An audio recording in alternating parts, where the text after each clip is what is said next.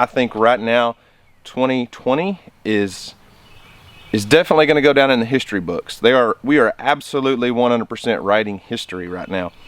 And I don't know where it's going to take us. I don't know what it's going to be like over the next few weeks, few months, the rest of the year. But I know one thing, if you don't grow a garden this year, you need to.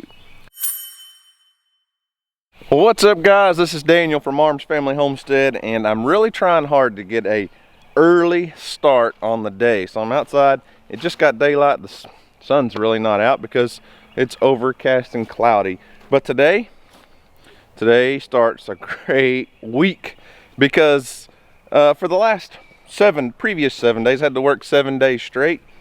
Well, today is Monday. It's the first day technically of spring break for the kids. I took off this week, so I'm off for an entire week. Not a bad week to be off work in my line of work right now with everything that's going on in our world. But I need to get an early start on the day because we've got a lot of stuff we have to do. We're not going to be home much today, but pending the weather, we'll see. I'm trying to get a lot done, trying to get the garden going. Obviously not inside there. I mean, outside here.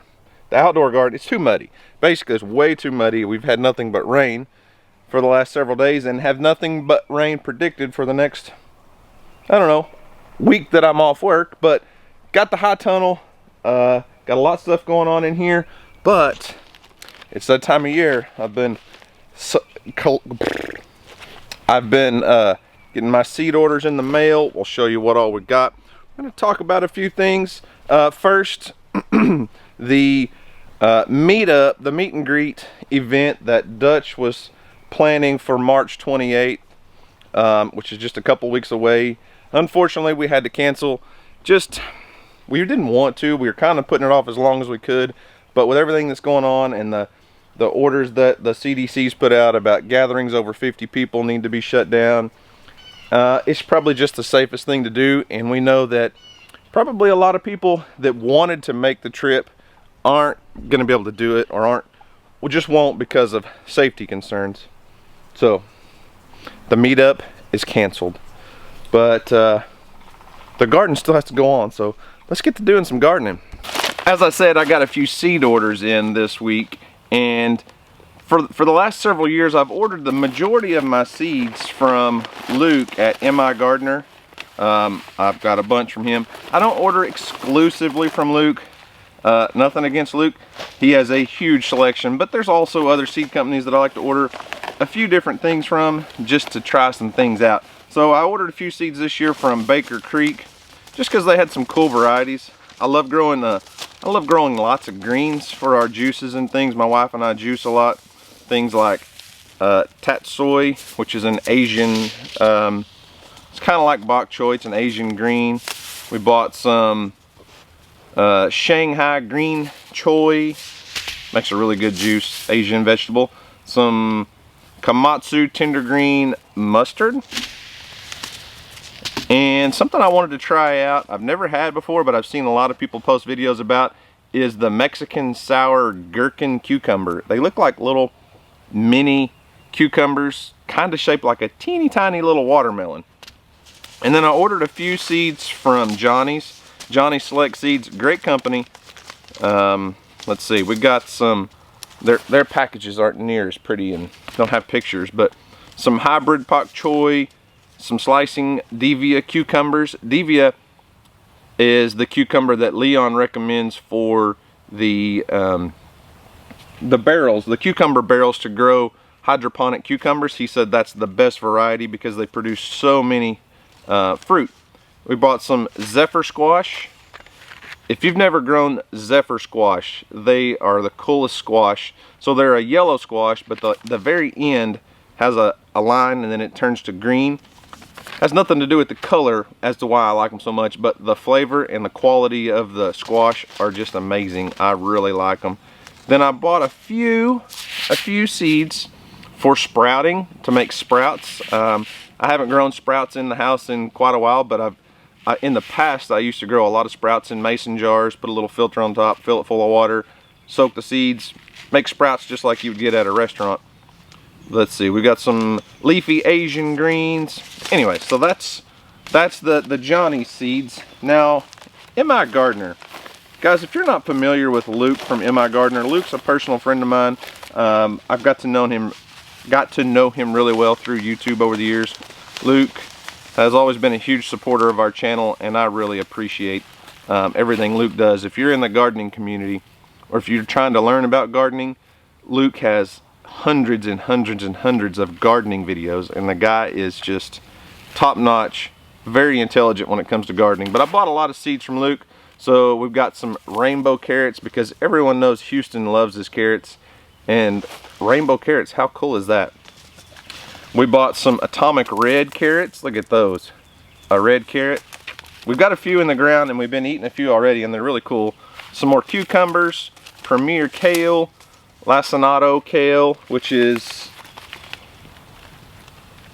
this kind of kale. It's a dinosaur. Well, that one's got a little bug damage on it already. That's the lacinato kale. The other kale I bought was the premier kale, which is a leafy green like this. And Bella wants in on the action here. We got large leaf sorrel. It's something new I've never grown. This just looked really cool. Endive. I don't know if the camera's gonna pick it up.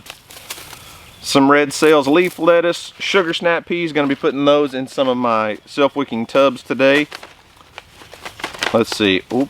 Don't want to show you that one, that's a secret. Some white stem pak choi, giant nobled spinach, always a great variety of spinach. This one I've never tried, American spinach. Rainbow Swiss chard, and some beet mix, or mixed beets. So if you've never bought seeds from Luke, they're 99 cents. Go to MIgardener.com, and then you can use coupon code ARMS10. ARMS 10, the number 10, and you'll save an extra 10% on 99-cent seeds. So they're already pretty cheap, but Luke's seeds are wonderful. I've had great success with them over the years, and it's just awesome supporting a great guy like Luke and supporting a great girl like Bella, because everyone says that I never love on Bella, because we always show our love for Bear. But you're wrong. Bella gets a lot of attention. Don't you, babe? It's time for some sugar snap peas. This is my second succession. I had to pull out the fall planted sugar snap peas. They just kind of died off on me. We ate quite a few, but self-wicking tubs. I've amended the soil, pulled everything out, pulled the roots out from the last crop, added in some extra fertilizer, and we're just going to plant about 12 to 15 seeds in each tub, and then we'll put a tomato cage around them and do just like we did all fall and winter.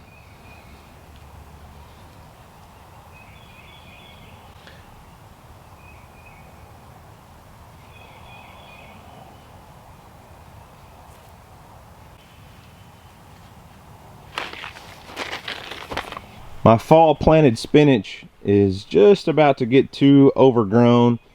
It's not looking the best anymore. Got a few weeds that I haven't pulled out of it. But we're still harvesting a lot of this. We eat a lot of it. We juice a lot of it. But I really need to get a lot more spinach going for the spring. I love growing spinach. It's so easy to grow. It's so nutritious. And like I said, we overwintered this whole entire bed here of spinach. And we've been harvesting tons of spinach from it. And it just keeps on going. So I start seeds several different ways. As you just saw, we do direct sow some varieties.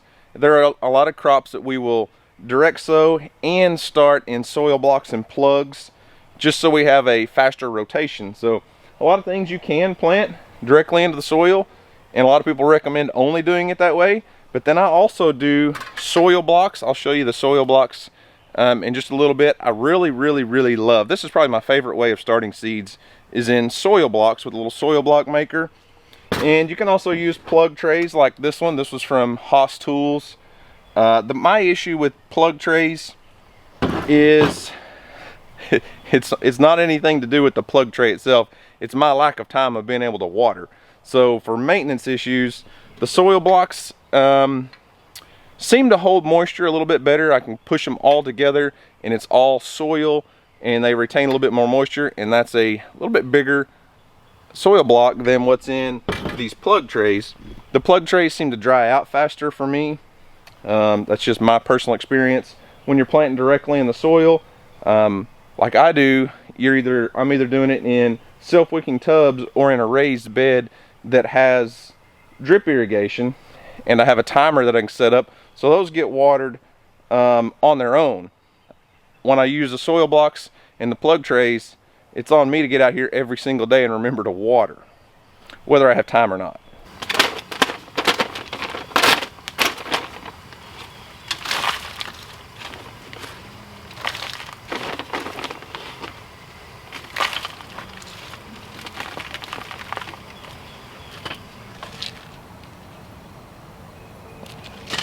So things, you know, there's some things like lettuce and spinach that I may start a few varieties and something like this, but something like spinach that we go through a ton of, direct sowing it works great.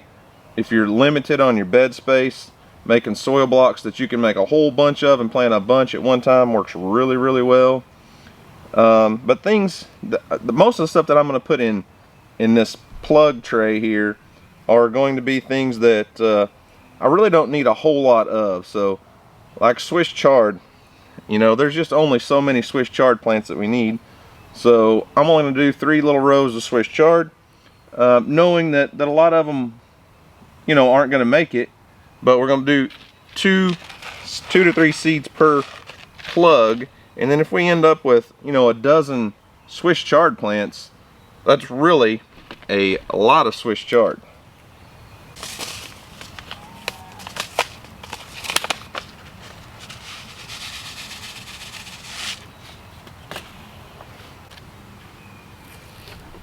So before I water my crops in, I take this old screen, I don't know, sifter, like an old flour sifter or something. It's kind of wore out. Actually, it was probably a basket out of a fryer is my best guess. But a lot of potting mixes have bigger pieces mixed in, so I don't want to cover those up with wood, you know, big chunks of wood or something. So I'll just sift just these light, small screenings over my seeds so that we bed them in nice and soft, and they can make it up through just that light fluffy layer of potting mix over the top. Nothing too thick, just a nice little top layer. With everything going on right now, with all of the you know, virus and everything, I don't know where we're headed. I don't know what's coming. I do know there is a lot of civil unrest. I think right now 2020 is definitely going to go down in the history books. We are absolutely 100% writing history right now. And I don't know where it's going to take us. I don't know what it's going to be like over the next few weeks, few months, the rest of the year. But I know one thing, if you don't grow a garden this year, you need to. We just don't know what's coming. Anything can happen. I'm not a major prepper. I'm not a doomsday prepper, nothing like that. But I do know, and every single one of you watching this know, because you've seen over the last couple weeks how fast our food supply can be disrupted because of the toilet paper issue. Toilet paper, that's a non-perishable item that can sit in warehouses for years, and it disappeared from almost every store in America overnight, and people are fighting over toilet paper. What happens when this virus disrupts our food supply? I'm just saying, this year would be a really good year to grow a garden. This year would be a really good year to learn to produce some of your own food, just so you don't have to worry about it. I'm walking outside because Houston just woke up. I heard him yelling from the porch. What? So let's move on to my favorite seed starting method, the soil block maker. Now I buy these on Amazon. I say these. This is the only one I've ever had. I've had it for about 4 or 5 years now. I'll leave a link in the description box down below if you want to check these out. They last forever. I mean, you can buy several different styles. This one only has 4 soil blocks, and I think it's maybe a 2x2. It's got a little dibbler in the top that makes a divot in the top of the soil block for your seed. But you can buy them that do like 12. You can do little teeny tiny ones, all different options. So we're just going to start off with a bunch of dry potting mix. Now this is nothing fancy. This is just a store-bought potting mix from my local plant nursery. Takes quite a bit of water. You got to wet it down really, really well to get that soil to bind together. So it takes a lot more water than what you would think. Let's mix this up. Yeah, that's not near enough water. So we're needing that soil to compact and clump together. If it just crumbles, then you're not going to get a soil block. Now, I'm not able to find the potting mix that I used to, my favorite potting mix. I can't remember the brand name, but I know what the bag looked like, that my local plant nursery used to have. They quit selling and they've moved to a little different variety. I don't know that it's going to clump together quite as well. Got a little too wet. I don't know that it's going to clump together quite as well, but it'll work. Now, I'm not adding fertilizer to this mix right now. We want to get our seeds started, and as soon as they sprout and start growing, then we'll fertilize them ourselves with a little Nature Source and maybe some of the Sustain. We'll just take these empty trays, my soil block maker, and my soil, like I said, is you want it to clump. See how that water comes out and it'll clump together. That's basically what we're doing in the soil block maker. So we just force the soil down into the maker to compact it into a block. I think I've got it a little too wet, but lay it in the tray and out comes a perfect little soil cube. And you do that about 300 times and you've got a lot of seeds to get started.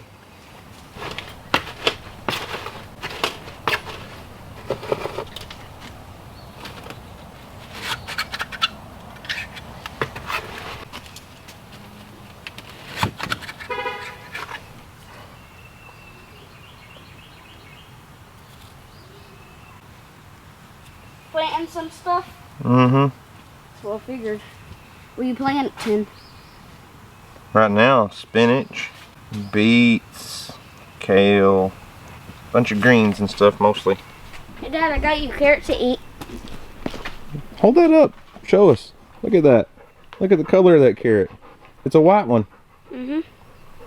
You think it tastes like a white carrot? Probably. Here, let's wash it off real quick. Okay. Let's give her a taste test. No, you go first. No, taste it. It's Okay. just a carrot. Hang on.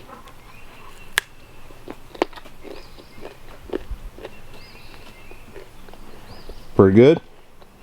It's Jacoby's turn. Jacoby? Yeah. Hey, the other day everybody was asking about your foot, why your foot was in a boot. Why was your foot in a boot? What'd you do? I broke it. You broke your foot? It's better now though, right? Yeah. What about this? What happened to your thumb? I cut it. Yeah! Come on, boy, you're gonna have to be a little more careful. You gonna try one of these carrots too? Yeah.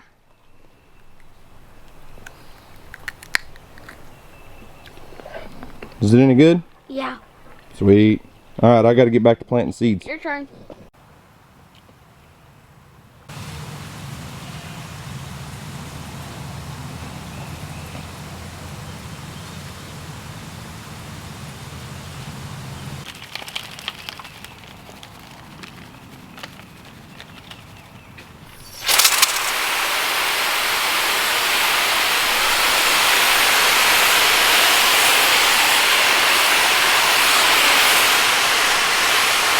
So there you have it. Lots of different seeds started this morning, several different methods. We will direct sow a lot more seeds. We'll do a lot more soil blocks.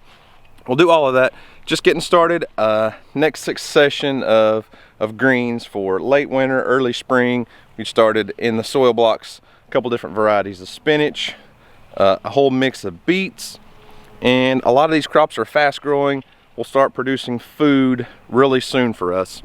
So back on the subject of this whole virus thing that's going on right now in America and across the world. You know, the mass media is probably responsible for a lot of the chaos. But guys, we'll get through this. America will survive this. I don't doubt that at all. And if we don't, if God's plan is for this to bring us down and teach us some things, you know, that is what it is. I serve a truly good God. I know God has this under control, but I still think we have duties as citizens here to take care of ourselves, and we're going to do that. And I really think it's important for you guys to be prepared for possibilities of what's coming. I don't know what's coming. I don't know where this is going to go. I don't know where this is going to lead, but we are shaping history. We are shaping American history every day right now. There's a lot of things going on across the world. You look at Italy, everyone's kind of on lockdown. I think a lot of that stuff could be coming to the United States. I think a lot of people are going to be sent home from work. I think a lot of people are going to be told to stay home, don't go out in public, which sounds great. I totally agree with that. And I wish I was in a position where I didn't have to go out and serve the public and be exposed to all this. I would absolutely shut the gate out there, and we would just stay home and do our own thing. But being in law enforcement, I know that I'm going to be called out in the middle of all this, and I know that we have to be prepared for it. It is what it is. But guys, a lot of you are going to be able to just stay home and winter the storm, basically. But people that are in the military, law enforcement, first responders, firemen, medics, and the medical field, we're all going to be out in the midst of the chaos, and unfortunately bringing a lot of that stuff home to our families. And it's just going to be a crazy time for a few weeks, few months, maybe the rest of the year here in America. But we're prepared. We're getting prepared. Just don't let all this stuff catch you by surprise, because we don't know what's coming. So go out, plant a garden, grow some food. Don't go to the store and buy 47 rolls of toilet paper. Huh? Machete. Oh my goodness, what are you doing with that? Cutting down trees. Oh man. Like that. So anyways, guys, that's all I've got for today. Got a lot of seeds started. Got a lot of stuff I need to do, but hey, I'm off for the next 7 days. What a perfect time to be off for the next 7 days, if nothing goes crazy and the world doesn't fall apart. But America's mostly closed. We just closed everything down, and stay home, survive, have a good life, have fun. Guys, that's all I've got for today. Thanks for watching. Hope you enjoyed it. Y'all have a great day. And as always, we'll see you on the next video.